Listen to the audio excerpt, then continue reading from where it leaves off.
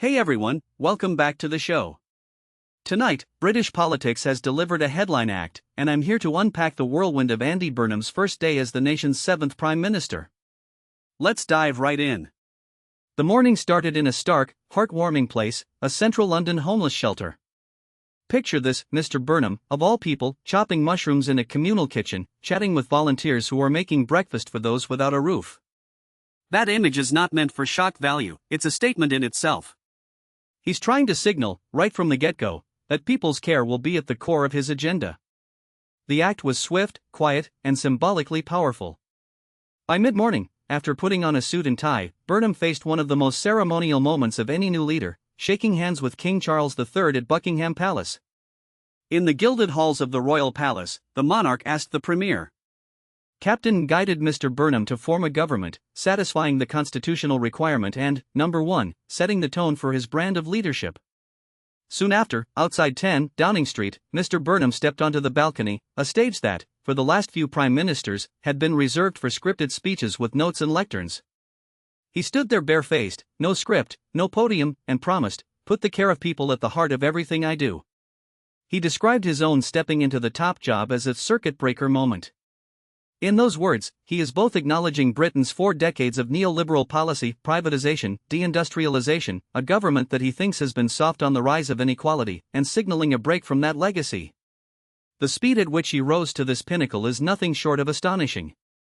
Earlier in the year, Burnham found himself barred from running for a parliamentary seat, an obstacle that effectively halted his route to the chimes of Downing Street. Then came the May elections, catastrophic losses for Labour in Scotland, Wales, and English local governments. It was a hard nudge from the party leadership that the former Keir Starmer, popular peaks after the 2024 general election, had darkened to levels unheard of for a sitting prime minister. Starmer's popularity had fallen to the lowest for a British PM in years, and the party needed new energy. Eventually, the party leadership relented and allowed Burnham to take a seat in a special election. He won that seat emphatically, putting him on a launchpad that made sense on the talk of a new direction for the nation. The legacy of political turbulence in Britain is grounded, in part, in the 2016 Brexit vote.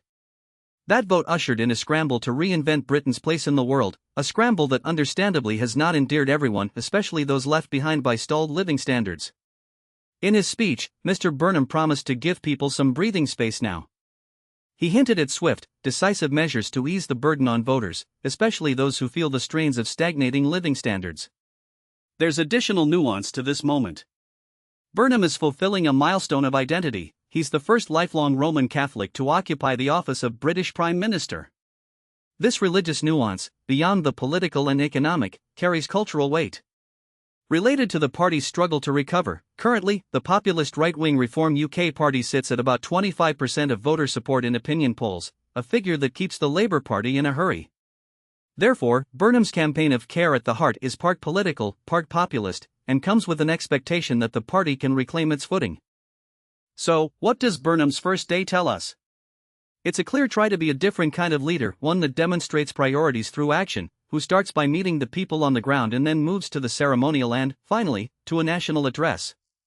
It underscores his intention to act as a circuit breaker against decades of policy that many deem insufficient.